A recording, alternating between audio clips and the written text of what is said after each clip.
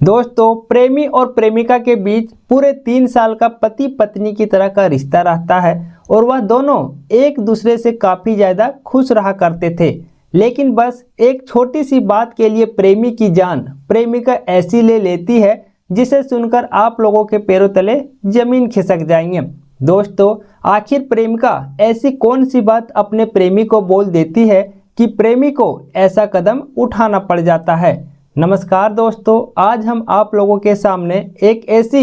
सच्ची घटना सुनाने जा रहे हैं जो कि राजस्थान राज्य के कोटा शहर में अलवर जिले की है। दरअसल अलवर जिले के एक छोटे से इलाके में परवीन का परिवार रहा करता है। दोस्तों, इस सच्ची घटना में शख्स का नाम बदल दिया गया है क्योंकि हम किसी भी शख्स का ओरिजिनल नाम लेकर हम उसका दिल दुखाना नहीं चाहते हैं। मेरा मकसद सिर्फ और सिर्फ आप सभी को इस सच्ची घटना के बारे में सही जानकारी देना है। दोस्तों, परवीन के परिवार में कुल 5 सदस्य रहते हैं, जिसमें परवीन के माता पिता और परवीन के एक छोटा भाई और एक छोटी बहन भी रहती है। दोस्तों, परवीन का परिवार ज़्यादा बड़े घराने से नहीं रहता है और वह अपने ही गांव के सरकारी स्कूल में पढ़ाई करके वह सरकारी नौकरी की तैयारी करने के लिए अपने ही अलवर शहर आ जाते हैं। दोस्तों, परवीन बचपन से ही पढ़ने लिखने में काफ़ी ज़्यादा तेज रहता है और उन्हें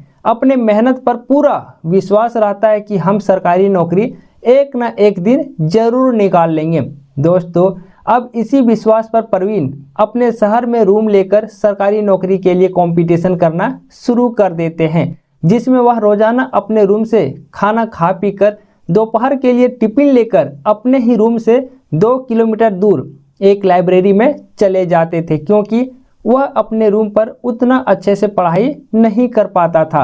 जितना करना चाहिए था। इसीलिए परवीन अपने दोस्तों के साथ लाइब्रेरी रोजाना पढ़ने के लिए चला जाया करता था, जिसमें परवीन दिन भर उसी लाइब्रेरी में पढ़ता रहता और रात 8 बजे लाइब्रेरी बंद होने के बाद वह वापस अपने रूम पर आ जाया करता था और फिर आकर खाना पीना बनाकर खा पीकर सो जाया करता था। दोस्तों, अब यह सिलसिला परवीन का लगातार पूरे 1 साल तक चलता रहता है, जिसमें परवीन अपनी दिन रात एक करके मेहनत करके अंत में साल 2020 में एक सरकारी नौकरी ले ही लेते हैं, जिसमें परवीन का सरकारी नौकरी एक जीएसटी इंस्पेक्टर के पद पर होता है। दोस्तों, परवीन का रिजल्ट परवीन के माता पिता सुनते ही उन दोनों के आंखों से आंसू निकल आते हैं, जिसमें परवीन अपनी मां की आंखों से आंसू निकलते देखकर वह उनकी आंसू को पोंछने लगते हैं और कहता कि मां,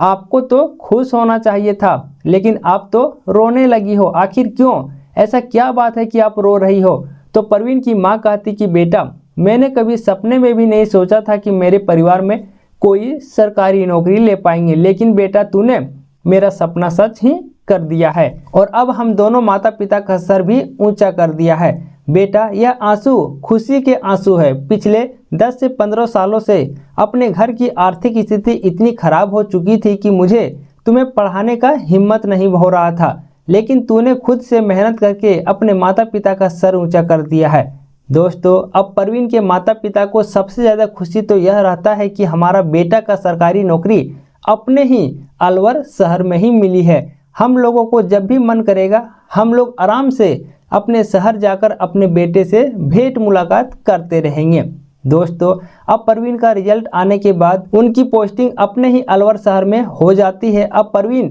ड्यूटी पर जाने के लिए तैयार भी हो जाते हैं और वह पहले दिन ड्यूटी पर जाने से पहले अपने घर में अपने माता पिता से आशीर्वाद लेने लगते हैं और कहते कि माँ, बाबूजी, आप दोनों मुझे आशीर्वाद दीजिए कि हम आगे भी इसी तरह हमेशा बढ़ते रहें और आप दोनों का सर हमेशा ऊंचा करते रहें। दोस्तों, परवीन के माता पिता अपने बेटे को आशीर्वाद देते हुए कहते कि बेटा, हम दोनों का आशीर्वाद हमेशा तुम्हारे साथ ही है, तुम खुश रहो और अपने ड्यूटी पर अच्छे से काम करो और आगे बढ़ते जाओ। दोस्तों, अब परवीन अपने ऑफिस में जाकर काफ़ी अच्छे से काम करने लगते हैं और साथ में परवीन को एक सरकारी सिविल लाइन का रूम मिल जाता है और अब वह इसी सरकारी सिविल लाइन पर ही रहने लगता है, जिसमें परवीन महीना में सिर्फ शनिवार को ही अपना घर आया करता था और रविवार अपने माता पिता के पास रहकर सोमवार को फिर से अपनी ड्यूटी पर निकल जाया करता था। दोस्तों, परवीन को नौकरी लगने के कुछ महीने बाद उन्हें उनके अपने अलवर शहर की एक लड़की जिनका नाम मोनिका रहती है, वह परवीन के पास फ़ोन करने लगती है। दरअसल दोस्तों, मोनिका और परवीन दोनों एक ही साथ एक ही बार लाइब्रेरी में पढ़ाई करने के लिए ज्वाइन करती है और वहाँ पे पढ़ाई करती थी। लेकिन मोनिका के माता पिता की आर्थिक स्थिति उतनी मजबूत नहीं रहती कि वह अपनी बेटी को आगे की पढ़ाई करवा सके। लेकिन दोस्तों, मोनिका परवीन का मोबाइल नंबर लाइब्रेरी में पढ़ते समय ही ले लिया था और जैसे ही परवीन को जीएसटी इंस्पेक्टर के रूप में चयन होता है, वह खुशी के मारे अपने व्हाट्सएप स्टेटस पर अपनी खुशियां को शेयर कर देते हैं। अब तभी से मोनिका को परवीन के प्रति प्यार हो जाती है और वह उन्हें चाहने लगती है और वह उसी दिन से परवीन के पास रोजाना फ़ोन करने लगती थी। लेकिन दोस्तों, दिन के समय परवीन ड्यूटी पर रहने की वजह से वह मोनिका से बातें नहीं कर पाते थे, तो वह रात में उनके पास फ़ोन करके 1-2 घंटे तक एक दूसरे से बातें करने लगे थे। दोस्तों, अब परवीन और मोनिका के बीच रोजाना रात को बातें होना शुरू हो जाती है, जिसमें इन दोनों के बीच धीरे धीरे दोस्ती से रिश्ता प्यार में बदल जाती है। अब इन दोनों का रिश्ता प्यार में बदलते ही परवीन मोनिका को घुमाने के लिए रविवार के दिन अपने शहर बुला लेते हैं, जिसमें मोनिका भी परवीन से मिलने के लिए भी आ जाती है। दोस्तों, अब रविवार का दिन रहता है तो परवीन के पास पूरा दिन खाली रहता है, तो वह मोनिका को अपने साथ लेकर अपने ही शहर के एक अच्छे से पार्क में ले जाती है, जहां पर दोनों आपस में एक दूसरे से प्यार भरी बातें करने लगते हैं। और फिर जब वह दोनों एक दूसरे के बिना रह नहीं पाने लगते तो पार्क में ही एक दूसरे से किस करने लगे थे। दोस्तों, जब इससे भी रहा नहीं जाता तो वह मोनिका को लेकर अपने ही शहर के एक होटल में ले जाते हैं, जहां पर दोनों खुशी खुशी एक दूसरे के साथ पति पत्नी की तरह वह सब काम करने लगते थे। दोस्तों, अब पहली बार ऐसा होने के बाद मोनिका कहती कि परवीन, मुझे भी आगे की पढ़ाई करनी है और मुझे भी एक सरकारी नौकरी लेनी है, लेकिन मेरे पास उतना ज़्यादा पैसे नहीं है, अब मैं क्या करूं? आप मुझे मेरी मदद नहीं करेंगे? दोस्तों, परवीन को मोनिका से इतना ज़्यादा प्यार हो जाता है कि मोनिका से एक दिन भी बिना बात किए रह नहीं पाने लगता था और अब वह मोनिका की हर एक बात को माना करता था, जिसमें मोनिका की यह बात भी परवीन स्वीकार कर लेते हैं और वह उन्हें पढ़ाने के लिए तैयार भी हो जाते हैं, जिसमें मोनिका को अपने ही शहर में फिर से लाइब्रेरी ज्वाइन करने के लिए कहने लगते हैं और लाइब्रेरी का जो भी खर्चा रहता, उनका खाना पीना का जो भी खर्चा रहता, वह सारा खर्चा परवीन मोनिका को देते थे। साथ में दोस्तों, मोनिका की हर एक सपना को पूरा करने के लिए परवीन उन्हें किसी भी तरह से उदास होना नहीं देखना चाहते थे और उनकी हर एक ख्वाहिश को पूरा करने के लिए उन्हें जितना पैसा चाहिए रहता वह उन्हें उनके अकाउंट में भेज दिया करता था। दोस्तों, साथ में परवीन ने जिस तरह से अपनी खुद की तैयारी किए थे, बस उसी तरह से मोनिका को बताते रहते थे, जिसमें मोनिका भी परवीन की बातें मानकर वह सब काम करती जाती थी। दोस्तों, अब जब भी परवीन को मन करता मोनिका के साथ वह सब काम करने की, तब वह अपने साथ अपने पास ले जाकर वह सब काम करके वापस उन्हें उनके रूम तक छोड़ जाते थे। लेकिन मोनिका को इस चीज़ से उन्हें कोई दिक्कत नहीं होती थी, वह भी परवीन को भरपूर प्यार दिया करती थी, क्योंकि परवीन उनकी सारा खर्चा उठाया करता था। दोस्तों, अब इन दोनों का रिश्ता पूरे 3 साल तक इसी तरह चलता रहता है। इसके बाद मोनिका को भी साल 2023 में सरकारी नौकरी लग जाती है और सबसे बड़ी बात तो यह है कि मोनिका को भी जीएसटी इंस्पेक्टर के पद पर ही नौकरी मिलती है। लेकिन दोस्तों, मोनिका की पोस्टिंग अपने अलवर शहर में ना होकर गुजरात शहर में ही हो जाती है, लेकिन परवीन को इससे कोई दिक्कत नहीं रहता है और वह अपनी प्रेमिका मोनिका के सरकारी नौकरी लगने पर वह काफ़ी ज़्यादा खुश हो जाती है। दोस्तों, अब मोनिका अपनी ड्यूटी पर जाकर अपनी ड्यूटी को ज्वाइन कर लेती है और वह गुजरात शहर में ही रहकर काम करने लगती है। अब मोनिका को सरकारी नौकरी लगने के 1 महीना बाद से ही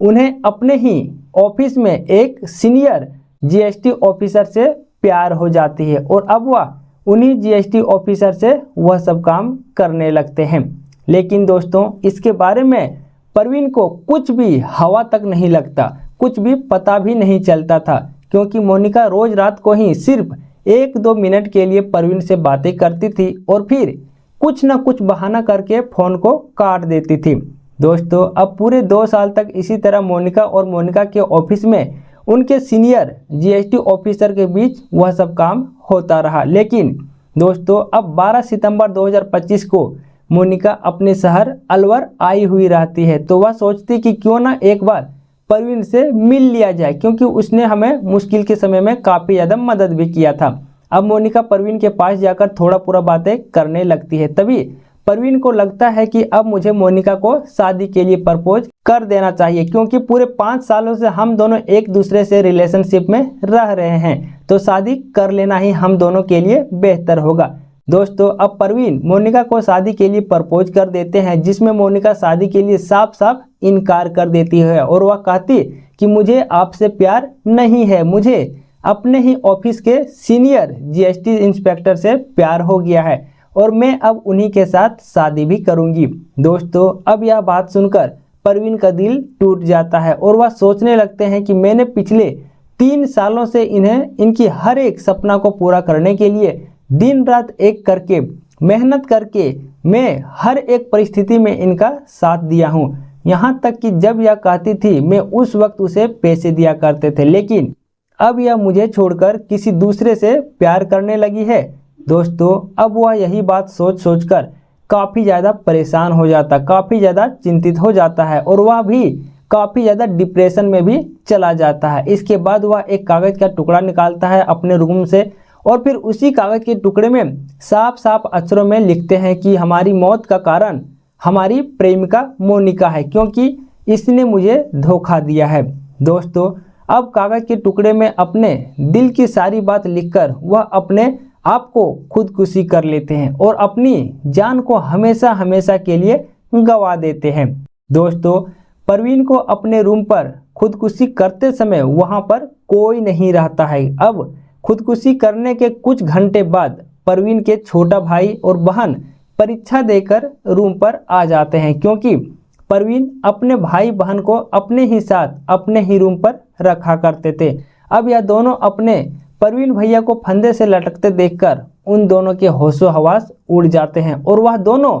चिल्लाते हुए अपने रूम से बाहर निकलते हैं, जिसमें मौके पर वहां के स्थानीय लोग पुलिस को इसकी जानकारी दे देते हैं। दोस्तों, अब परवीन के कमरे से वह चिट्ठी भी मिलती है जिस पर वह अपने दिल की बात बयां किए हुए थे। दोस्तों, इस सच्ची घटना को बताने का मुख्य उद्देश्य किसी को परेशान करना या किसी का दिल दुखाना नहीं है, बल्कि आप लोगों को सचेत करना, सतर्क करना और जागरूक करना है। धन्यवाद।